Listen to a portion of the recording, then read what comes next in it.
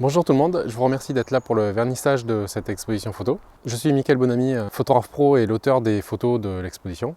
Je tiens à remercier la mairie d'Hérouville-Saint-Clair de m'avoir fait confiance pour cette exposition photo. Je tiens à remercier Anouk Anguet, avec qui j'ai échangé dès le départ du projet depuis assez longtemps maintenant. Et merci aussi à Anis qui a été la toute première personne à découvrir mes photos à Hérouville. Le but de cette exposition photo, c'est de vous partager ce que j'aime des pays nordiques, et plus particulièrement ces ambiances fortes avec des lumières incroyables. Que ce soit la Norvège, l'Islande ou le Danemark, cette exposition photo présente de bons moments vécus sur le terrain, et j'espère aussi de belles photos à vos yeux. Et si ça vous dit, je vais vous en dire un peu plus sur les photos de l'exposition. De toute manière, c'est une vidéo, donc vous n'avez pas vraiment le choix non plus.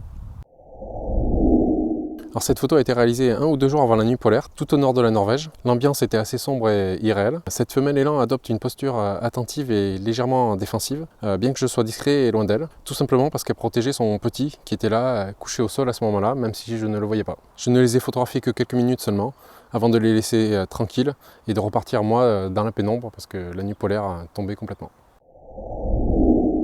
Actuellement, je suis au Danemark, même si sur la vidéo, je suis tout près d'Osgård, dans le sud-ouest de la France, au moment où je tourne cette vidéo.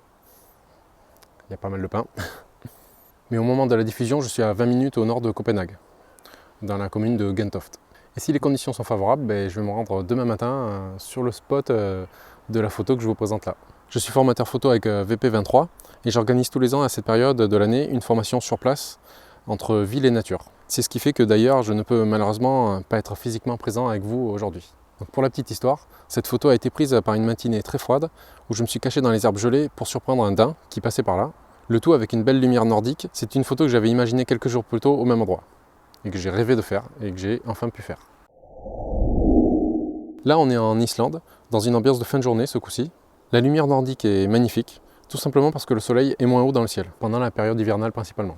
Mais le reste de l'année, la lumière reste plus belle que sous notre latitude. Il faut savoir que dans ces contrées, un coucher de soleil peut durer plusieurs dizaines de minutes, voire plusieurs heures. Ce qui est un vrai bonheur pour les photographes, bien sûr.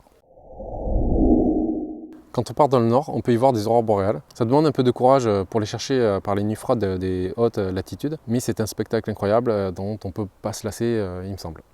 En tout cas, moi, je ne m'en lasse pas. Sur cette photo, je me retrouve en plein milieu d'une route et en pleine nuit, ce qui est très bizarre et plutôt déconcertant. Rassurez-vous, c'était complètement désert, il n'y a pas de trafic là-bas. Je ne voyais pas vraiment la route ni le paysage tellement la nuit était noire. Je ne voyais pas à 5-10 mètres devant moi en fait. Je vous laisse imaginer la difficulté pour cadrer le paysage et réussir cette photo. À 2h du matin ou 1h et quelques du matin, je ne me rappelle même plus. Ce n'est pas tous les jours qu'on peut photographier un gros glaçon sur la plage, ce n'est pas partout non plus, il n'y a pas ça dans le sud-ouest par exemple, ni dans le nord-ouest de la France il me semble. Ici je suis en Islande sur une plage remplie de glaçons plus ou moins grands et à proximité immédiate du plus grand glacier d'Europe, le Vatnajökull. On est encore en Islande avec cette image, et si l'ambiance vous semble sereine et paisible, sachez que ce n'était pas du tout le cas, mais vraiment pas du tout. C'était un vrai jour de tempête et le sable s'envole carrément à l'horizontale sur la plage. C'était comme si on me soufflait régulièrement et violemment du sable dans le dos. Voilà, c'est très pratique pour prendre des photos, vous imaginez bien. Mais c'est une sacrée expérience à vivre. Heureusement pour moi, j'aime les ambiances compliquées et quand la nature se déchaîne, donc c'était plutôt vraiment que du plaisir. Encore une photo périlleuse prise en Islande, sur une falaise et accrochée tant bien que mal à un grillage de moutons. Voilà, c'était ça où je tombais, donc je me suis accroché au grillage. L'Islande est un pays particulièrement venteux, clairement. Sur place, une des premières consignes des agences de location de voitures, c'est de vous dire de toujours tenir les portes en les ouvrant, sous peine de potentiellement les voir se faire arracher par le vent. Ça semble exagéré, mais en Islande, la nature nous rappelle vite à quel point on est totalement insignifiant face à elle.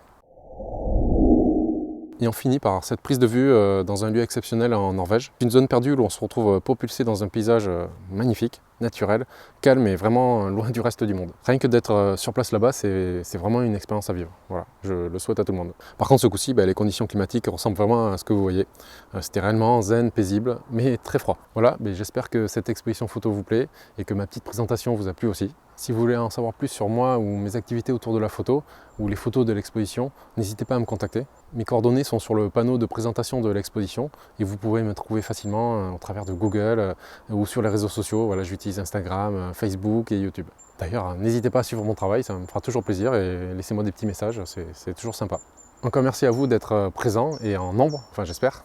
Et je vous dis à tout de suite pour le direct live du vernissage avec ma présence, je l'espère aussi. Mais ça devrait faire, je pense. A tout de suite.